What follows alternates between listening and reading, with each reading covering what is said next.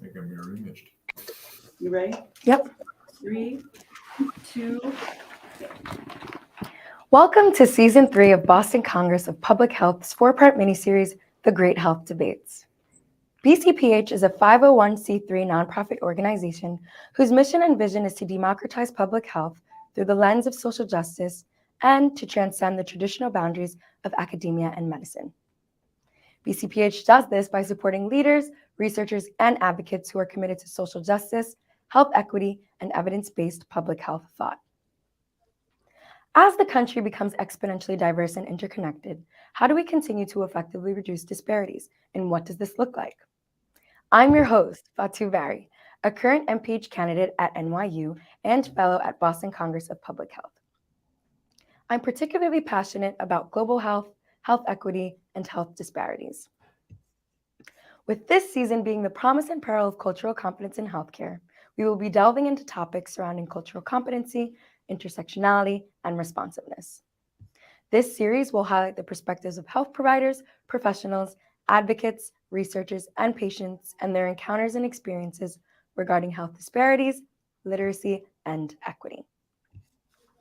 Medical gaslighting, a term used to describe an experience where a patient feels invalidated or dismissed by their provider. Although it isn't always intentional, research has shown that people of color, women, older people, disabled, and LGBTQ people are frequently dismissed and invalidated by their providers at a higher rate than their counterparts. What are indicators of medical gaslighting, and how can we address it? Allow me to introduce the panelists for episode 2. First, we have Ms. Tracy Koval. Tracy Koval is an author, artist, and disability advocate. Her mission is to incorporate the creative arts into disability advocacy. Her first book, An Untethered Truth, A Medical Journey, focuses on the importance of why one must advocate for themselves with our broken healthcare system. And next, we have Mr. John Scott. Mr. John D. Scott attended UC Berkeley for his undergraduate and graduated from Stanford Law School. He was a military officer for many years and served as a judge advocate general in the Air Force and Marines. He did several tours as a JAG in Afghanistan, and he also did his MPH at Harvard Chan several years ago. He's also currently a private consultant. Thank you, panelists, for joining us. I'm very excited to have this discussion today. Let's dive right in. Tracy, I'll come to you first. Okay. What does medical gaslighting mean? That's a great question.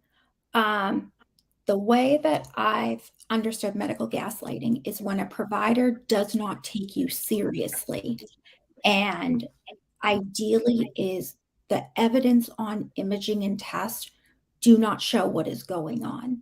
So when it doesn't show, an answer, what the results are, often they'll say, it's in your head. I don't know what to do. Just do yoga, and leave you stranded.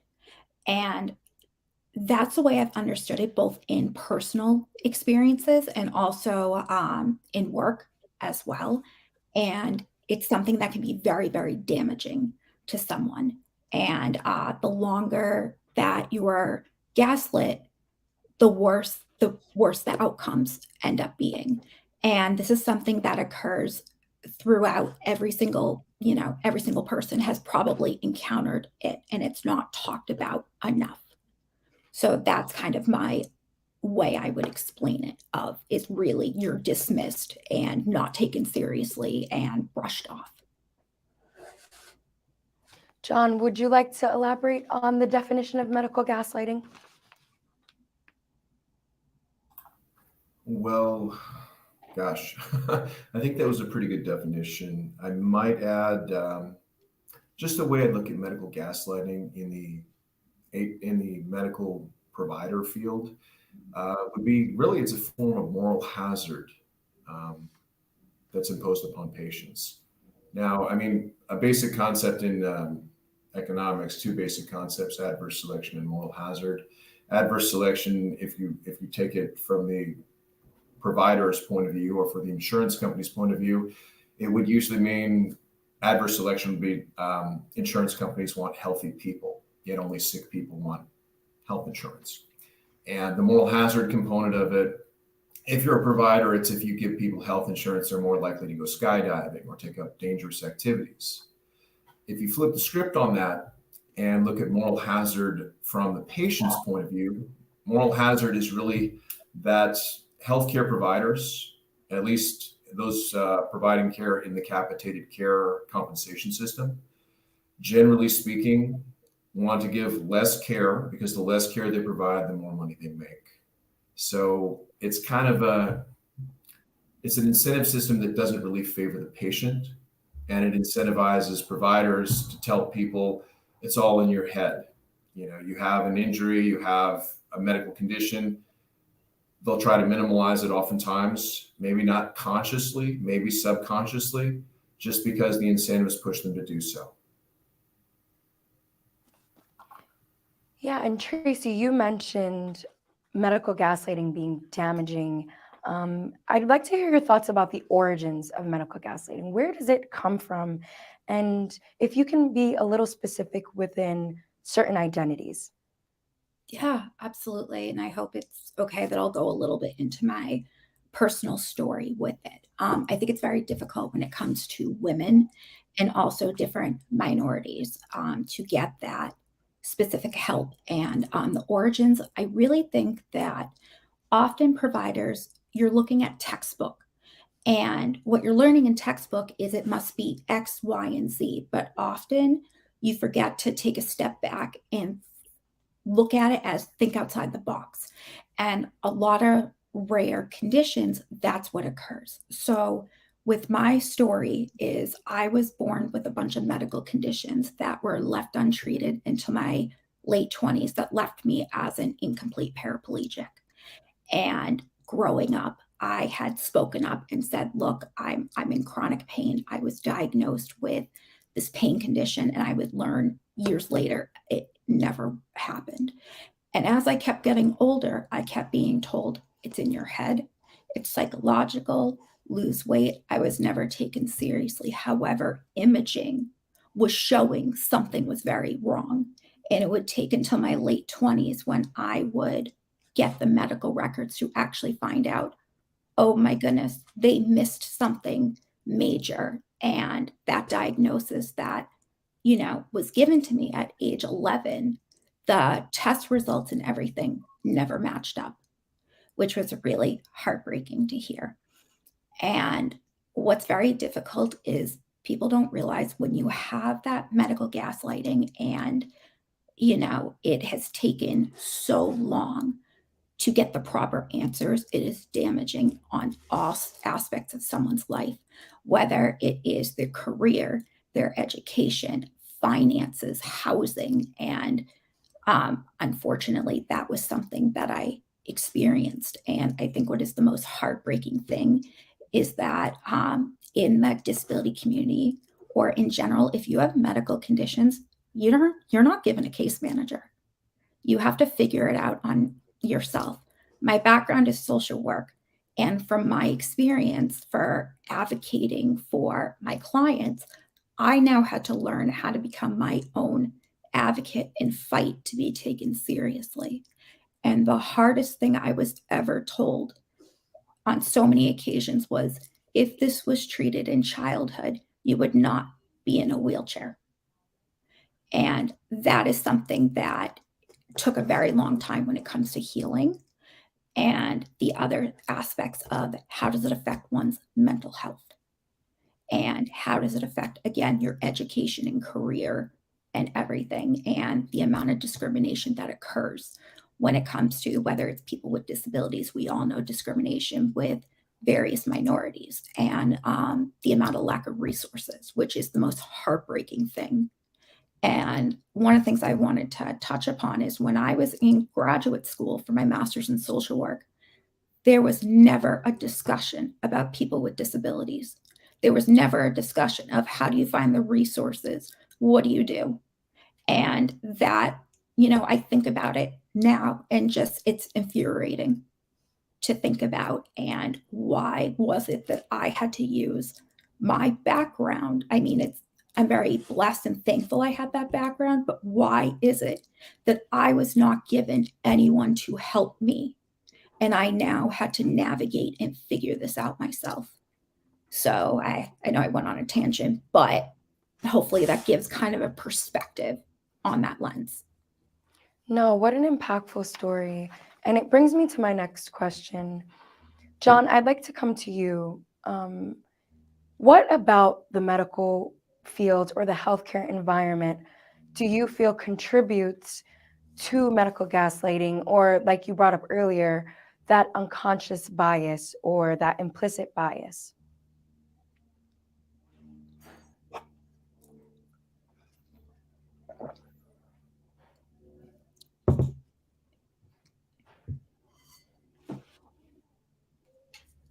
I'm sorry, I don't think we can hear you, John.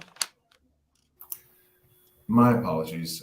Yeah, looking at this, I mean, a few things came to mind. First, just looking at the history. The history shows how our current healthcare system, at least on the HMO side, and certainly on the government side, incentivizes less care. Second, a few names came to mind. Daniel Kahneman for his fast and slow thinking, Gary Becker for his really theories of criminal deterrence back in the 60s, and Michelle Mello. She's looking at a lot of issues with basically with the medical malpractice system, how our current system in the United States is all tort-based. And she's looking at things like, well, no-fault compensation for victims, an administrative claims act system similar to what we had in the military, the FTCA, where if you're injured, you file a one-page form.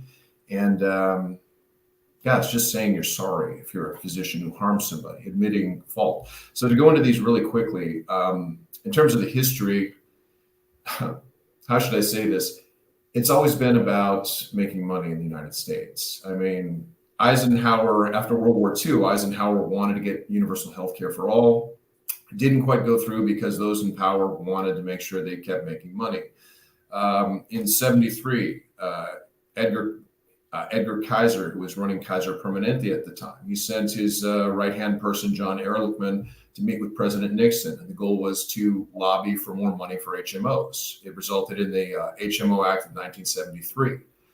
That basically said that if you have more than 25 employees in your business, you have to offer them an HMO option for healthcare.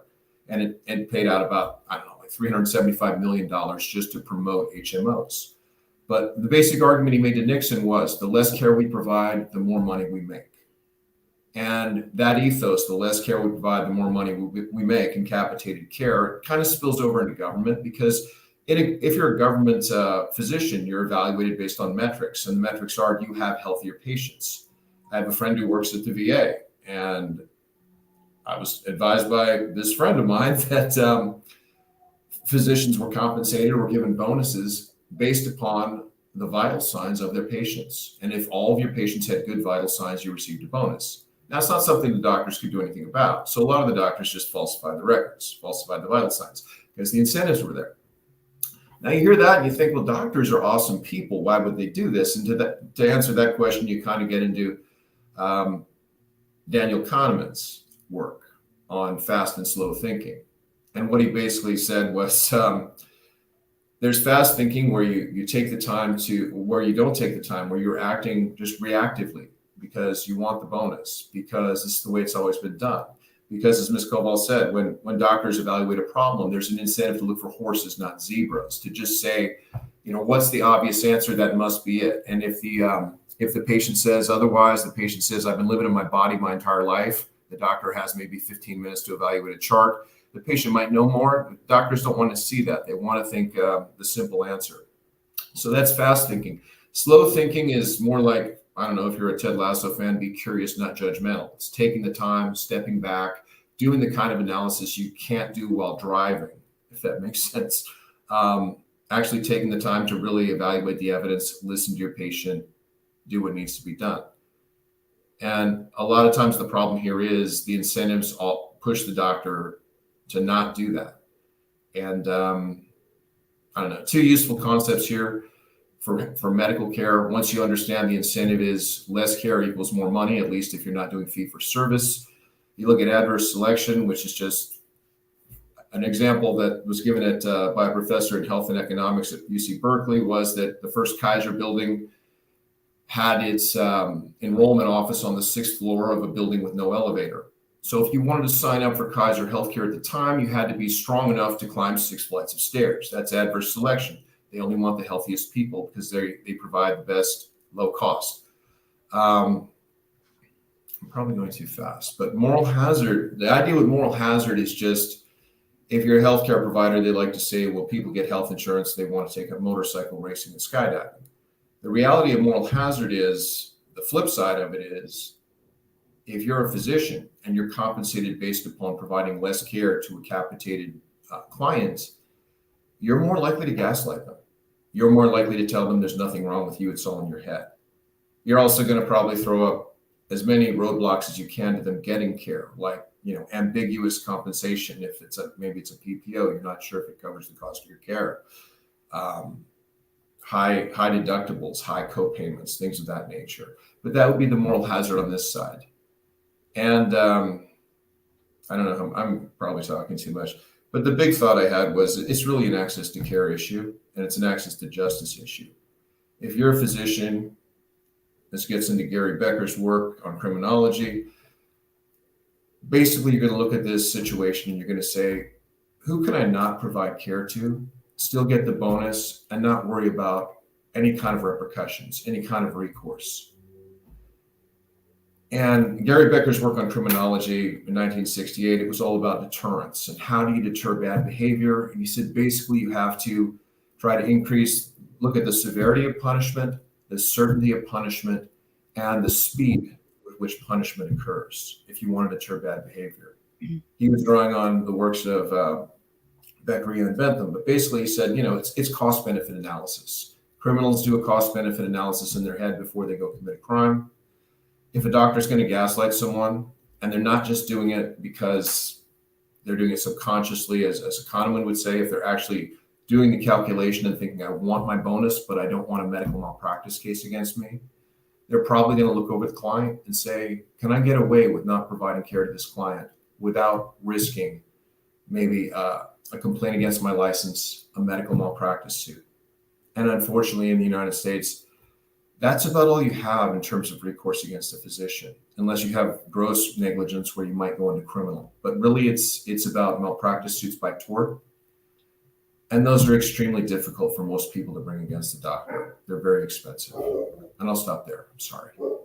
Mr. Scott, is it okay if I add on to a little bit of something you said? Please do.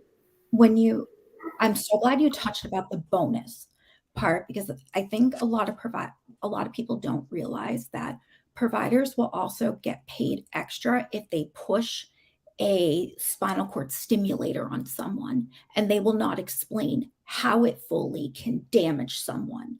So they're not dealing with the whole circumstance. They're putting a Band-Aid on it. And there's certain things with medications and procedures. So I think that's another part that a lot of people don't really think about, but exactly like you said, it's that bonus and whatnot. So that was something I really wanted to add into with that.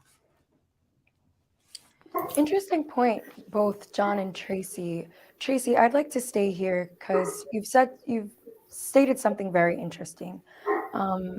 Along with these issues, these medical issues that patients are dealing with, and then their interactions with their provider, as well as the lack of resources, what repercussions and what effects does this have on the patient? That is a great question and a loaded question. That's amazing. So I think the best way to say it is it affects your entire life. It affects, resources of how do you survive financially? A lot of people, how do you hold a job if you're dealing with extensive medical situations? Again, we all know our healthcare system is so broken. And like Mr. Scott said about, doctors are given 15 minutes, and how is it that you can, meet with the patient and figure everything out in 15 minutes? That's really difficult with that. It also affects someone with their mental health. The statistics for suicide is 3,000 people per year pass by suicide. And that's a major issue when it comes to, there's a lot of areas where suicide comes into play, but when someone has been medically gaslit, they now are starting to question, no one believes me. And, am I making this up? And then starting to realize, okay, hang on. So now it can now affect your education. And unfortunately, there's only so much that can be done under the Americans with Disability Acts. You are protected from kindergarten to 12th grade. Once you get into college for your bachelor's, instead of having an individualized education plan, it now changes to a 504. So there's only so many accommodations that they can do, and it's up to the school's discretion on what they choose to do. When you do a further degree, so again, master's in social work that I was working on, the school had said to me when I was in my last year of school is when my health deteriorated and everything. I had to take a medical leave. I was in my last year, 4 courses left. And I went to the dean and she said, you cannot finish your degree unless you start retaking courses. And I started saying every ADA law. And she said, this has nothing to do with the ADA. And that it was actually under the National Association for Social Work Boards. And the hardest decision I ever had to make was walking away from a degree that I had worked so hard for. So now that goes back into career. Okay, so I'm not able to finish my master's degree. And looking at other schools, they're saying to me, hey, we're not going to take a lot of your classes, even though they're pretty much the same in all states. You now have to restart taking more courses and repeat them. Okay, so if I'm planning on pursuing social work, how can I do that if I have now been told, I'm sorry, you cannot finish your education, restart it? And unfortunately, the university that I was at would not accommodate people with disabilities. Where, for example, one person in one of my classes was in a power chair. What she asked disability services was accommodations where she needed someone to photocopy notes or readings, and the disability, because she couldn't reach it, and disability services said, no, we are not going to do that. And unfortunately, she had to leave the program. So it's absolutely mind-blowing and disgusting for how much discrimination occurs when it comes to the education and career. Again, that financial aspect, getting on Social Security, whether it's SSI or SSDI, is quite a fight. And especially because there are so many people that abuse it. So the people who truly need it, it's even more of a fight. And it can take a minimum up to a year just to meet with a judge if your appeals do not go through. And unfortunately, the younger you are, the harder it is to get on. So that's a big area when it comes to that. The repercussions of mental health, I think many people don't think about medical trauma, and that is a very real thing, especially when you're medically gaslit. And that is something that I have had to overcome and gone to my own therapy for, which, side note, everyone should get a therapist. It's the strongest thing someone can do is take care of their mental health. And it takes a long time to be able to move forward and not allow that whatever misdiagnosis consume you, which is easier said than done. Housing, the repercussions for that, there is such limited housing when it comes to someone with a disability and accommodation. So Section 8 housing, there is minimal housing for someone who may be in a chair or someone who, has a walker. I think another aspect that people don't really realize is home modifications. Insurance won't cover anything. So for example, I have a 50-foot ramp in my backyard so I can go outside and play with my dogs. That was out of pocket. The only thing health insurance would cover was I had to have a doctor's note proving that I had a disability just so we can get the sales tax covered. Other than that, they will not cover anything.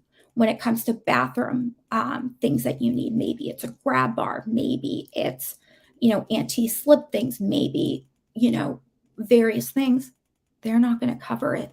You're on your own, which is the most heartbreaking thing. And this also goes back to financial aspects. Okay, if you're now struggling to find a home and you're on the Section 8 list, or you're interested buying a home, okay, you got to look into how much is it going to cost to modify the house? What options do you have that have ranches in it? And for example, we had a contractor come in. I need a new ramp. They said it's between $10,000 to $20,000 for that.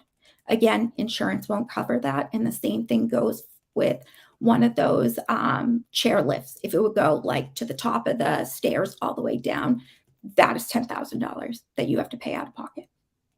And it is very heartbreaking when it comes to this. And it's something that I don't wish anyone should ever have to experience. And there's such a lack of resources. What is helpful, and I know Mr. Scott can definitely speak more about it, from the research I've seen, there are grants and scholarships more for veterans than there are for people with disabilities. So I know I've just spoken a lot of territory, but I think that's kind of the synopsis of everything. And I think the biggest thing is when you go through a life-altering situation and there is that misdiagnosis and medical gaslighting, where do you go now? How do you restart your life? And I did not realize I was going to have to change career paths until I became an incomplete paraplegic, which is there is a lot of spinal cord damage. So my spinal cord is not fully severed, thank goodness. So my legs can move a little bit, but I can't really feel anything. But for other people who have a complete spinal cord injury, the spinal cord is completely severed. So that becomes even more harder when it comes to that.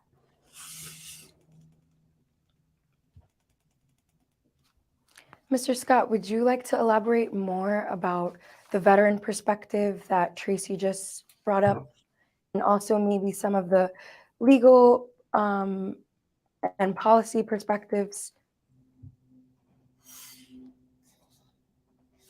Yes, I just like to agree with a lot of what Tracy brought up. One thing on the VA side, I mean, if you're granted a reasonable disability rating as a veteran, you can get access to more resources. Well, at least it's easier, I would say, than it is from the Social Security side of the equation. But getting even a reasonable disability rating as a veteran, it's an uphill battle. They make it as difficult as possible. You go to a compensation and pension, a CMP evaluation, and again, the physicians are compensated, they're given bonuses anyway, to find reasons not to give you a higher disability rating. So the incentives are all pretty inverted. To do it effectively, you almost need an advocate, unless you're an attorney or pretty experienced in the area. And the advocate takes 20% of whatever your award is, at least off the top. That always seemed kind of strange to me. I've helped a lot of people with that stuff, but I've done it for free.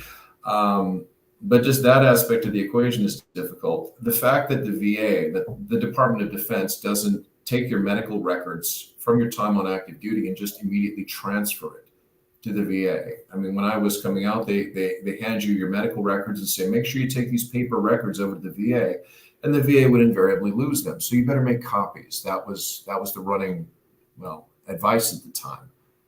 So the upshot is we're kind of in a for-profit system in the United States. If we were operating, under a veil of ignorance, like John Walls would recommend, in other words, say that if you knew you were going to be born on planet Earth as a human, you didn't know what position you'd occupy, what would you want the world or your country to look like? Most rational people would say, I'd like my country to look something like Scandinavian countries or New Zealand, or one of these places that has universal health care, subsidizes education, takes care of their veterans, takes care of their sick people, more or less looks after their people. Most rational folks, if they didn't know whether they'd be born a pauper or a prince, would say that's how I'd like my country to look. Our country isn't really structured that way. On the VA side, once you're injured, they kind of look at you as a sled dog that can no longer pull the sled. So they try to give you as little as possible unless you fight hard for it. And even then, it's an uphill battle. On the medical side, same thing. I think gaslighting is just the way HMOs are trying to maximize their profits, and that government healthcare agencies, whether it's the Bureau of Indian Affairs or the VA or Social Security or Medicare, Medicaid, I mean, they're all looking for ways to maximize profit. As Tracy mentioned, even in terms of medical devices and drugs, I mean, there was a red book, it was called the Red Book, but it basically gave the recommended reimbursement rates for drugs. And physicians would always, it was a case we did a long time ago, but it was basically, we found that physicians would tend to overprescribe the drugs for which they receive greater compensation. In other words, the differential between the actual cost they paid after they received their discounts from the pharma companies and the reimbursement rate for state Medicaid. They'd want to, if the gap was big and they got a lot of profit out of prescribing it, they'd overprescribe whatever it was. As far as the legal aspects of this, I'd say it's an access to justice issue. I still would. And I'd say our current system of medical malpractice, it's not geared toward benefiting anyone who's injured by a physician. It's geared toward benefiting expert witnesses, lawyers, 3-judge arbitration panels, even your court reporter, all the middle people. But you're talking about a 50%, 60% dead weight loss by the time you're done in most cases. Going back to Becker, he'd say basically our current system of medical malpractice does a lousy job of compensating the victims, a lousy job of deterrence, because most cases are settled in binding arbitration where there's no public record that a physician did something wrong to someone. It's just paid out of insurance. In terms of the compensation aspect of it, most of the money goes to the attorney. And most people, the thing that, I'll end with this, but the thing that I think a lot of folks don't understand about medical malpractice is the vast majority of people don't ever get an attorney to represent them. And the reason for this is the way the cost structure of medical malpractice insurance is, if you're an attorney and you're doing medical malpractice, you've got to front load all the costs involved in proving up a medical malpractice case. So you've got to prove breach of standard of care. Well, to do that, you have to get an expert witness who's a physician, usually in the same field, and they want to charge $1,000 an hour for their testimony.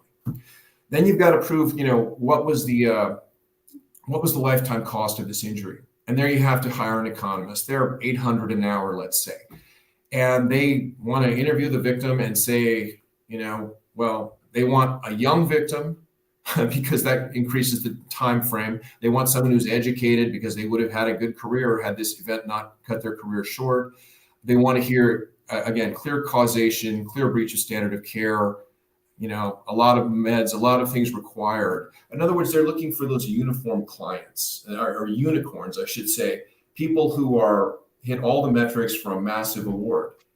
And if you've been injured by a physician and you're a little bit older, or the breach of standard of care is not as absolutely clear, or the damage award doesn't look like it's going to be as big, most attorneys don't want to take you on because they know they have to front load, let's say $80,000 to hire all the medical experts. They've got to pay that 3-judge arbitration panel. They've got to hire probably a court reporter. They've got to do all those depositions. So they're thinking, I'm not going to front load that much money unless I'm absolutely certain I'm going to get it back in the form of a big award. So if you're hurt by a physician, I think the metric was around 3% of people who are injured by physicians actually get compensation under the Med-Mal system. This tort system, it's good for attorneys. It's good for the people in the middle. It's not good for the victim. So you want to look at reforming that if you can. It's very interesting, John. And I kind of want you to elaborate a little more about the VA system. Have you gone through the VA system, and what was that like? And can you let us know if there was any medical gaslighting prevalent? Sure.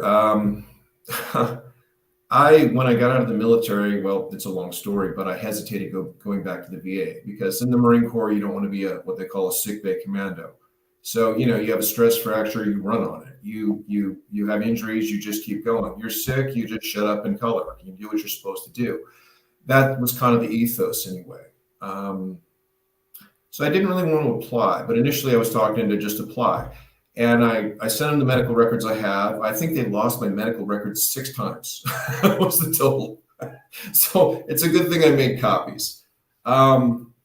They finally awarded me a really, really small award. And I went to their CMP evaluation, and I was there with my significant other. And the CMP physician, my injury was mostly my lower extremities. The CMP physician looked over my chest and said, "Oh, you have a nice chest. You must work out or something." My girlfriend's looking at this person like, "What the hell is wrong with you? What are you doing?" The surgeries were on his legs, not his chest. What are you doing? But the incentive there from the first evaluation was their goal is to say everything's fine. There's no problem here. I went to National Association of Veterans Advocates. Well, there was basically a conference. I met some guys that served within Afghanistan. They said, "John, what the heck are you doing? Here's how you do it. Here's the metrics for it." I reapplied and received a much more favorable outcome. But I kind of took the gloves off when I reapplied. And the number one thing I did was get my own medical expert who evaluated me, not from the VA's perspective, not from the VA's interest, but just from my interest. So I would say anyone going through the VA system, it's laughable. They don't just transfer your medical records electronically from the military to the VA. It would cut down a lot of the administrative issues. And they certainly have a symmetry of ability to do so over an individual veteran, especially a veteran who's injured. But yeah, the incentives there are still a bit wrong. Their goal is to not give out care and to find ways not to give out care if they can avoid it. Their goal is to save money. It's how government agencies are organized. I mean, they spend money on furniture so they don't have their budget reduced, but at the same time, they're focused on keeping their metrics high. And the metrics are we've served this many people, 10,000 people, let's say, and we've done it at this low cost per person. We must be very efficient. We must be doing a really good job. And that's not always great for veterans. But yeah, the VA, nonetheless, I'll say they still treat veterans better than they do the general public with respect to disability law. I'm not sure if I'm helping here, but Oh, absolutely. but And it I know is. we've It's, been. Go ahead. I'm sorry. no, I just say it's a challenge, and I think it's a reason why when I mentioned Michelle Mello earlier. I mean, she looked at administrative claims. Now, the thing is, if you're in the military, if you're an active duty military member, the rule was always your ferry's barred. In other words, in my case, I had a physician after a deployment. Supposed to do a little smoothing down of a knee joint. He more or less chopped on my leg for 3 hours, and I told me I'll never run again after that. And I'm like, well, I ran 10 miles on Saturday. What are we talking about here? So that was kind of not great. I had really not much recourse for that at all, because if you're an active duty service member, you're considered military property. By contrast, if you're family of a service member, if a spouse or a child of a service member is injured by a physician, you do have the option of the Federal Tort Claims Act, whereby you file a simple form. An administrator looks at the claim, looks at was there a breach of standard of care, what was the damage, and usually has settlement authority. And I served as one of these folks as an extra duty as a JAG, where maybe I had a settlement authority of $100,000, and I could just contact someone if you were injured by a physician, and we could get that wrapped up in a few weeks, where we could just cut you a check. And if it was above my settlement authority, I could run it up the chain in maybe $500,000.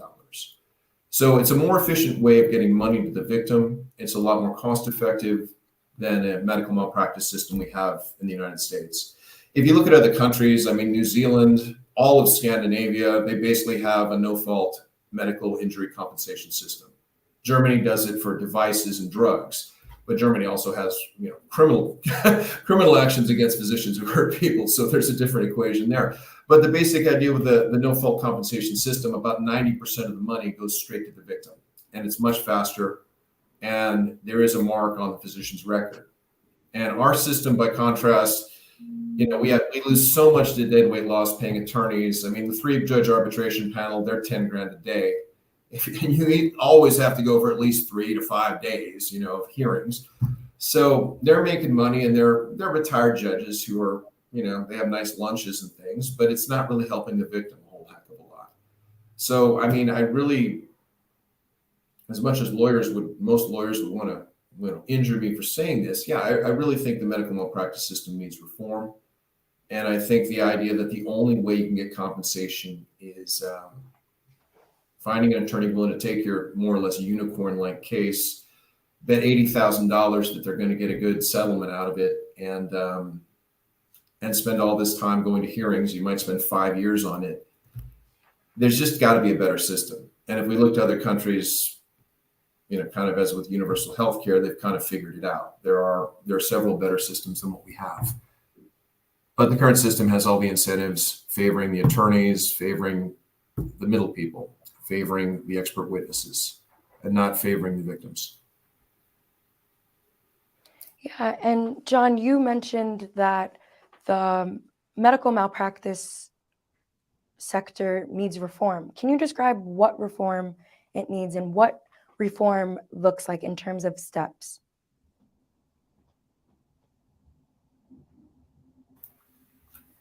I'm not an expert in that field. I have done medical malpractice before. Yes, but what would you like to see?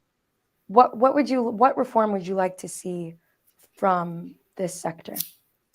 Well, I don't think it's rocket science. I really think look to other countries that have better outcomes, that take care of their victims more effectively, that deter specific and general bad behavior more effectively, that get the bad doctors out of the equation more effectively.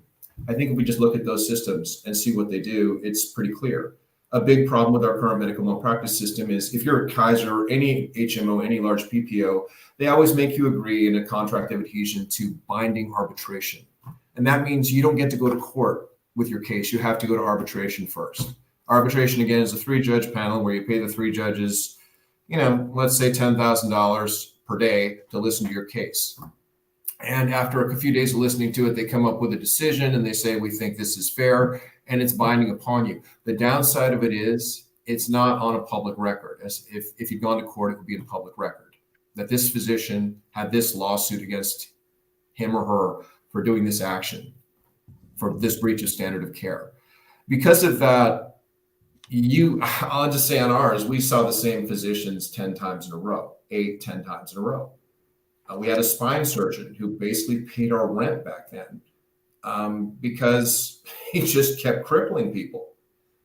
And he was allowed to continue practicing. That was absurd to me. I think I walked up to him after a hearing and said, good Lord, why don't you just go do dermatology or something? What are you doing spine surgery for? You obviously suck at it, But there's not a means by which you can remove these people from the system if you just stick with binding arbitration. Their insurance premiums go up, but the hospital's paying it. So as long as they're needed, they keep them there. By contrast, if you look at any country with an administrative claims system, or even if you look at the military and the Federal Tort Claims Act system, if we have a physician who injures people repeatedly, each time it goes on the record when we have a Federal Tort Claims Act claim. And if they do it enough, they're out. They're no longer representing the military as a physician.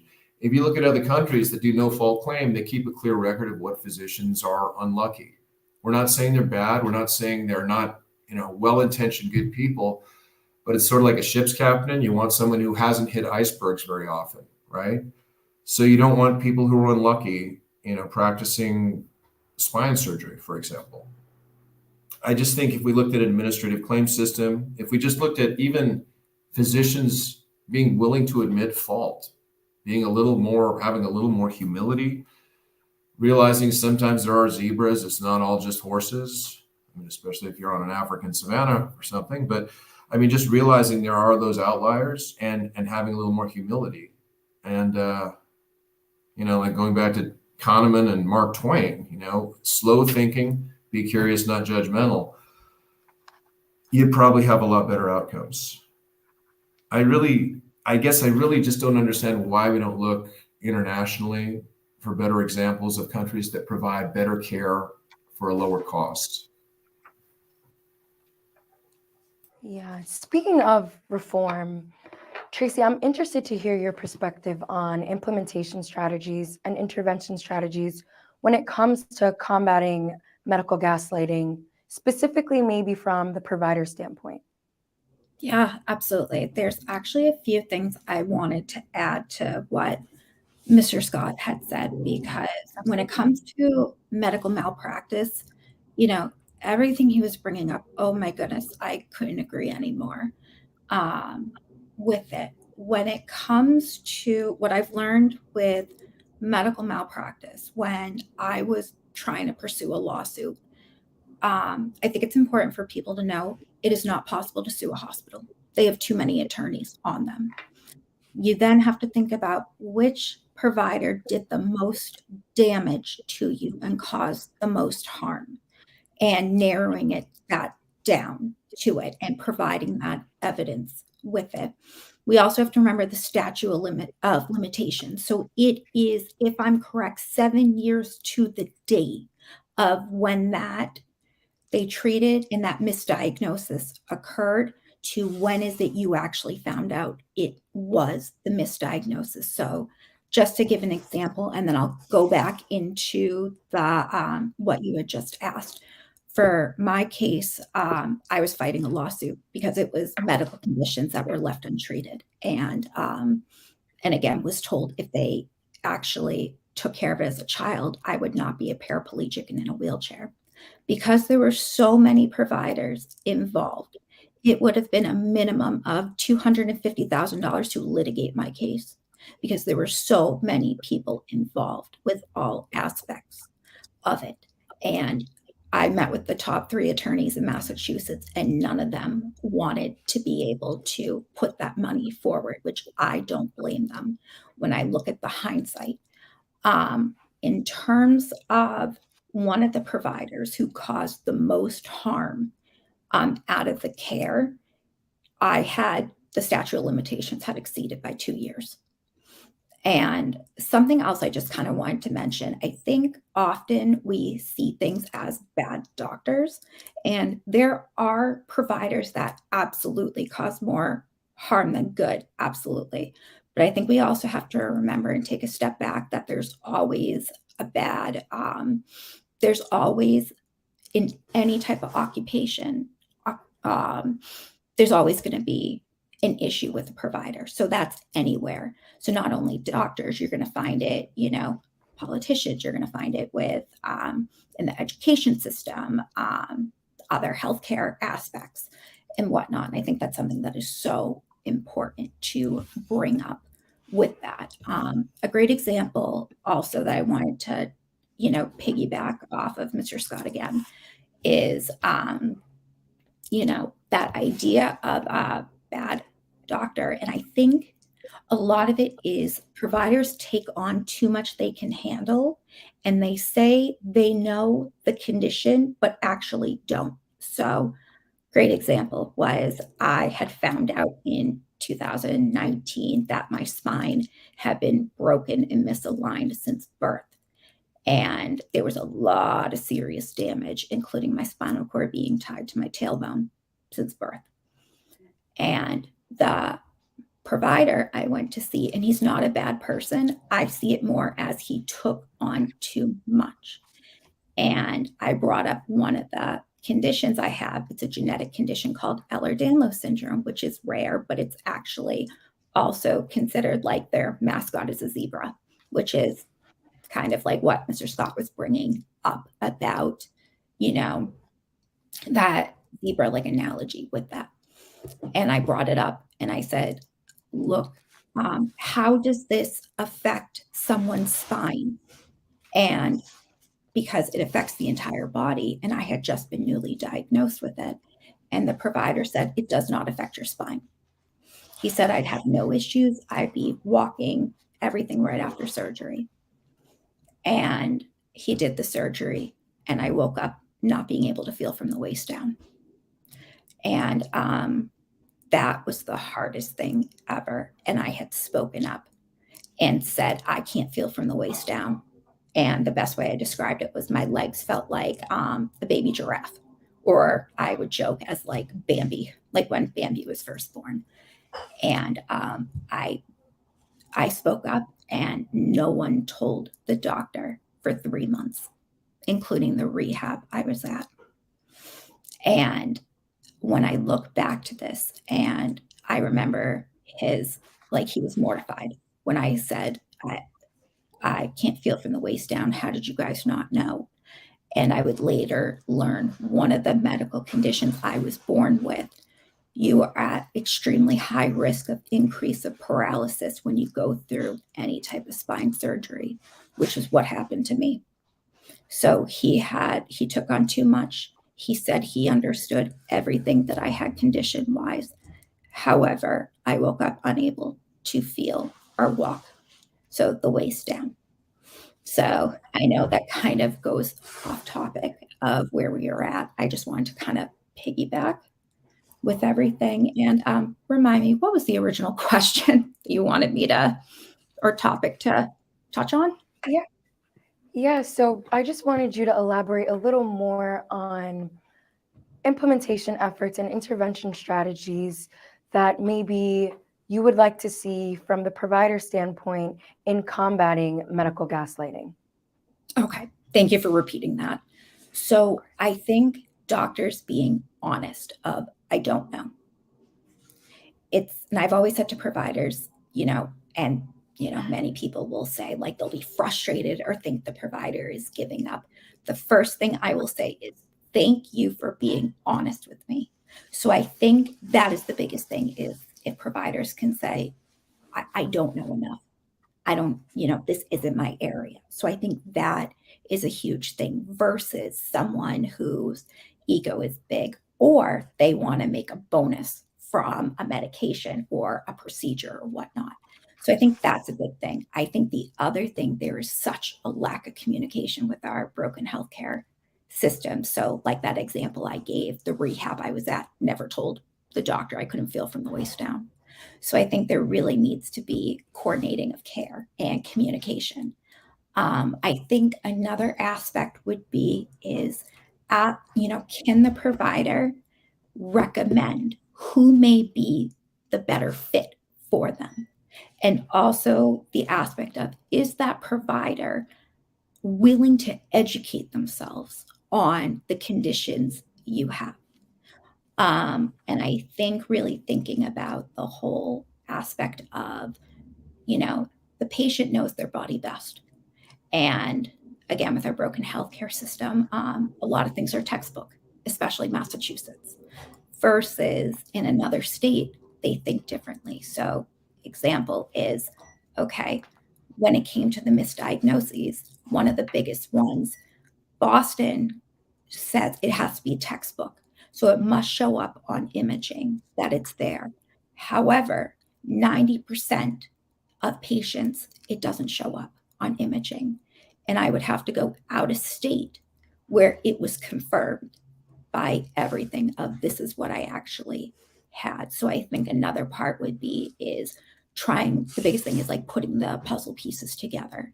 And again, having that approach of thinking outside the box with it. So I think that is another lens that could be really helpful, is, okay, instead of just saying, this is it, whether it's that black and white, which I think a lot of times happens, it's, okay, how is it we can put this like 1,000-piece jigsaw puzzle together and see, okay, how do we coordinate care?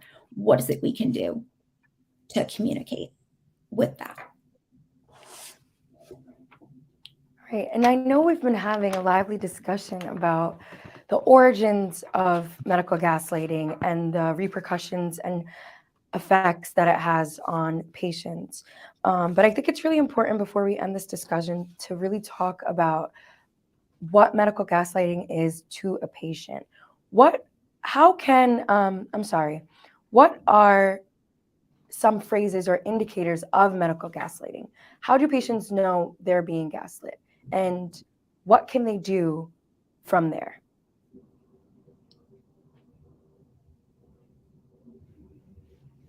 Tracy? Wow, that's a great question and things like that. There's a lot of areas with that, but I think the biggest thing, the red flags are, are they actually taking the time to understand your situation? I think the biggest thing is, did the provider read over your case before you came in? Or the doctor comes in, they're like, okay, I don't know why you're here. So I think that is a huge issue that does occur with that. Of course, like my brain just kind of went everywhere with that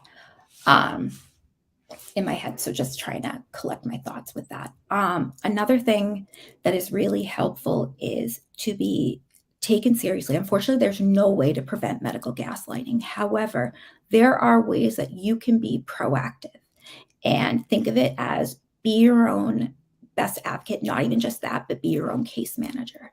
So I always give an example to people of something that was really beneficial. And actually my orthopedic surgeon taught me this, that to put together a folder for whatever provider you're seeing and give them all the information they would need, and print it out and bring it to the appointment to give to the doctor, the resident or PA, and also for yourself to have. And basically, it is giving the doctor a whole synopsis of the situation. So, what is going on? How long has this been going on? Your symptoms? What treatments have you tried? What are your diagnoses? Who diagnosed you with this? What medical providers are treating you? Allergies. Almost like think of when we're going to go see a new provider and then they send you all the paperwork, they mail it to you and then they put it in the chart, but does really anyone read it? Versus you bring your own in, you are ready, set, and prepared and ready to go with it. So I think that is something where often it will take providers, like it will give them a different perspective of, oh wait, they know what they're talking about and they have an agenda of covering A, B, C, D with that. So those would be my thoughts on that. When it comes to red flags, if they start talking about how your results show nothing, they don't know what to do, just send you to PT, red flag. If they're not hearing you when it comes to your questions or concerns, red flag. If they are trying to push a medical device that is not even addressing what you actually need, red flag. Trust your gut, and your gut is always right.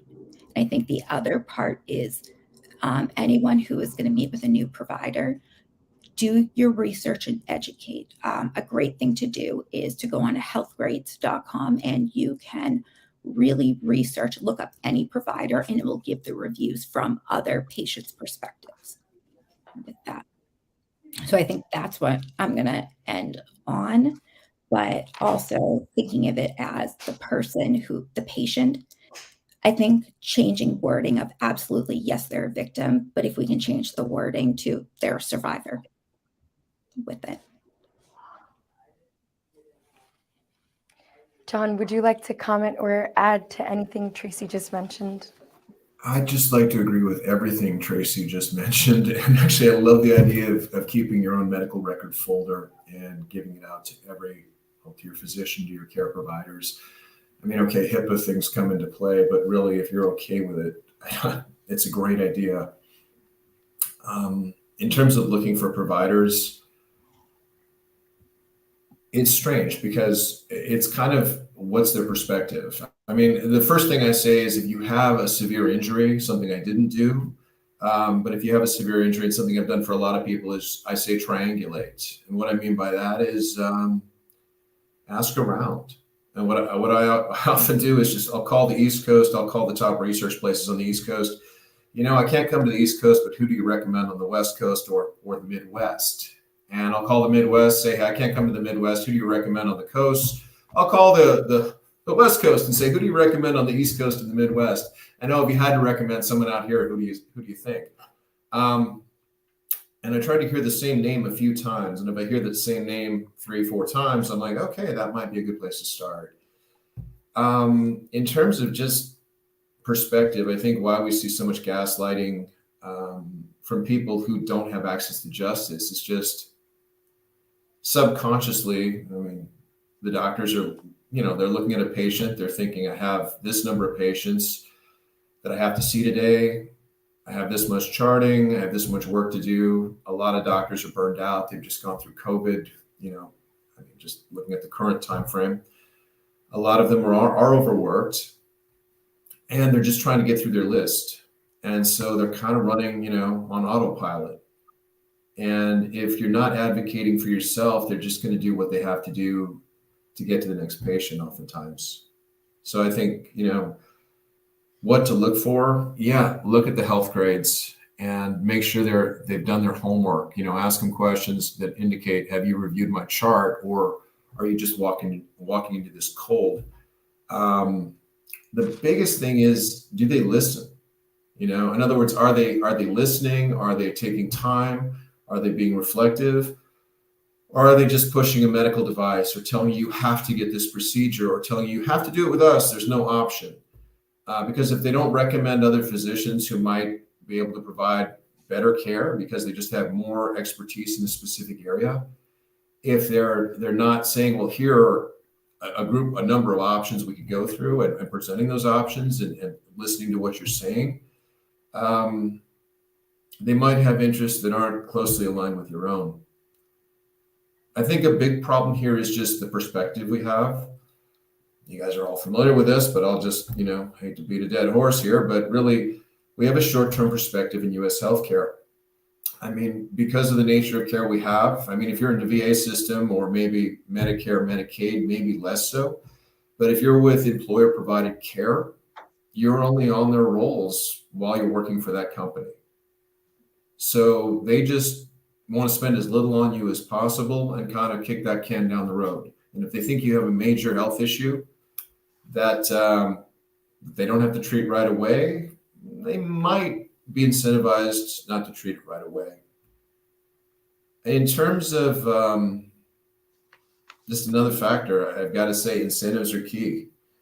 And if you're with an organization, if you're with a healthcare provider or an HMO that gives out bonuses for, basically providing less care, you have to be cognizant of that. And I'm not saying you have to go with a different healthcare provider, different healthcare insurance company, but at least be aware of that. Be aware your doctors are humans and they're motivated by incentives just like you are.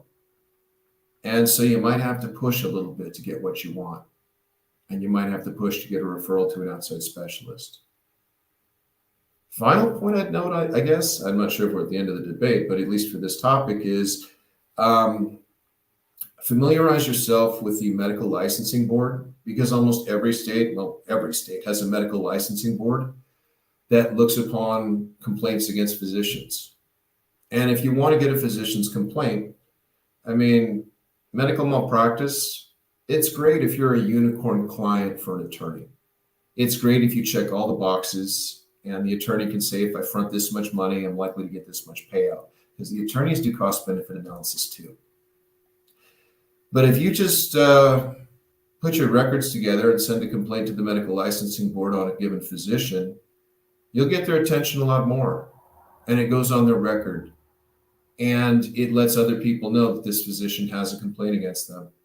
And the doctor's ears perk up quite a bit if you do that to a doctor who harmed you.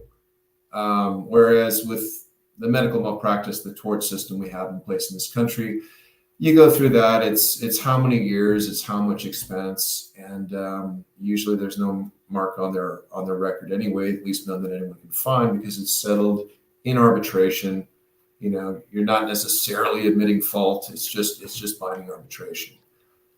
So yeah, I'd say those are things to think about. But I agree with everything Tracy said, and I love the idea of the notebook and just having a health summary for yourself. That's a great one. And before we end today, I'd love to come back to you, Tracy, for this question. Earlier, you mentioned that medical gaslighting can get to a point where a patient starts to question themselves and question their own symptoms.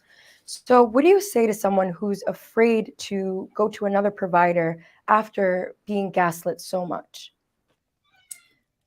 You know, I think the biggest thing is you're stronger than you think, and that not every doctor is going to be that person you have met with.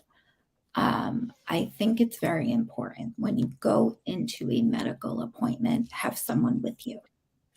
That is going to be key to make sure there's another like set of ears and eyes and be able to jump in and talk about that stuff.